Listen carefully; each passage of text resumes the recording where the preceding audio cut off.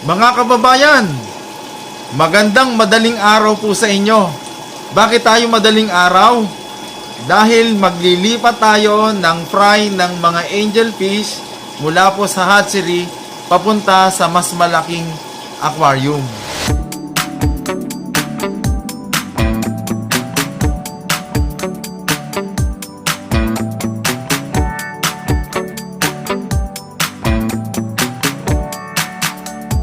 Pero bago po yon, shoutout muna tayo.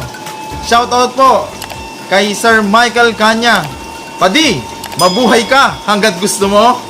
Shoutout din po sa mga taga Loaded Blazing Steel, kay Boss Rap, kay Ma'am Judith, kay Sir Roy, kay Sir Lando, kay Sir Charwin, kay Sir Gary, kay Sir Marlo, at kay Sir Noy Noy. Mabuhay po kayong lahat at maraming salamat po sa inyo. O paano? Panoorin niyo pong mabuti kung paano namin ilipat ang mga fry mula sa hatchery papunta sa mas malaking aquarium nito. Ayan, nakikita niyo po ba yan? Mga fry ng angelfish yan.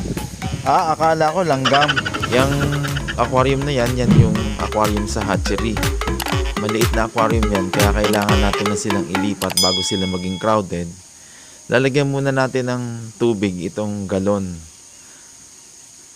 kung saan dyan natin itatransfer. Yan ang gagamitin natin para ma-transfer natin itong mga fry na to mula dito sa maliit na aquarium papunta dun sa malaking aquarium. Gagamit tayo ng panalok. Yang panalok na yan ay yung pang-dap nya.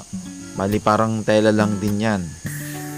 Dahan-dahan nating sasalukin yung mga fry. Yan, dahan-dahan lang. Para maiwasan natin yung mabugbog sila.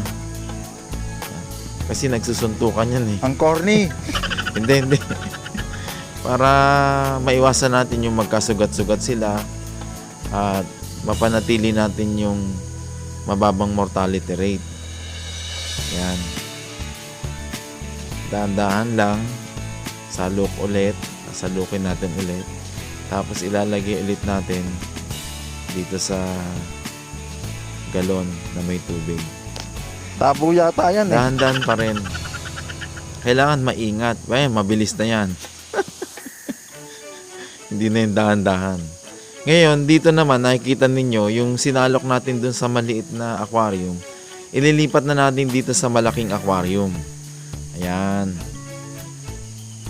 Dito, mas maraming oxygen na pwede nilang mahinga. Ano ba? Humihinga kasi yung mga isda. Nalulunod din yan. Kaya yung ano na yan, yung tubig na yan na mababaw para wag silang malunod. Yan. Tapos dito naman, dahan-dahan na naman nating isasalin. Yan. Yan. Dahan-dahan lang. Hindi natin dapat na biglain para maiwasan natin yung pagka-stress ng mga fry. Kasi sensitive ang mga yan eh. Kumbaga sa tao, baby pa.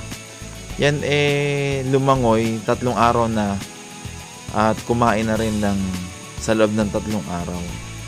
Kasi kapag lumangoy na yung fry ng angelfish, halimbawa sa umaga lumangoy, sa hapon ay nagpapakain na ako. Yan based on my own experience lang po, no? Kung gusto niyo malaman yung iba pang mga impormasyon yan, marami namang ibang YouTuber na nagba-vlog din ng mga ganito.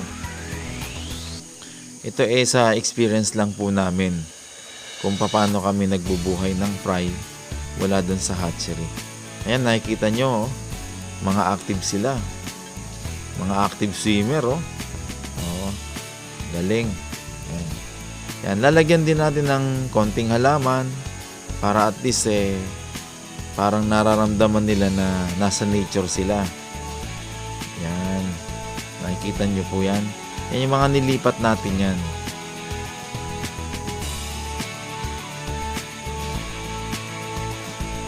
Tapos, kapag mas lumaki na ito, siguro mga gahikaw, pwede na rin ulit ilipat sa mas malaking paglalagyan. Halimbawa sa concrete fish tank, o kaya sa mga ref tub, o kaya sa hapa, dun sa fish pond, para mas lalo silang magkaroon ng chance sa paglaki. Mas malaki yung ginagalawa nila, mas malaki ang tsansa na mabuhay sila at magkaroon ng enough sapat na oxygen na mahihinga nila. Ayan, nakikita nyo, ayan o, mga active na lumalangoy. Ayan. Tapos after nyan, pwede nyo silang pakainin mga, halimbawa, madaling araw nyo inilipat, 5 to 6 a.m. Mga hapon o tanghali, pwede na kayong magpakain ng BBS. Yan, yung nakikita ninyong yan, mga siguro ang edad nyan, mga 7 days o 1 week after ng nailipat na natin sa mas malaking aquarium. Kung mapapansin ninyo dyan sa mga lumalangoy na yan, nakikita na yung yung itsura ng angelfish, maliliit pa nga lang.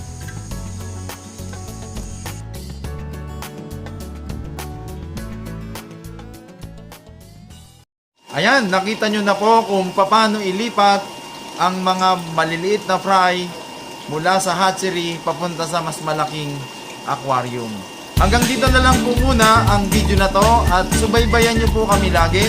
Kung nagustuhan po ninyo, huwag kalilimutang mag-like. I-subscribe nyo na rin kami at huwag nyo kalilimutang pindutin ang bell notification para lagi po kayong updated sa tuwing meron kaming bagong video na ina-upload. Ako po si Bonsai Noy, nagsasabing ang maliit na pusit ay Thank you po.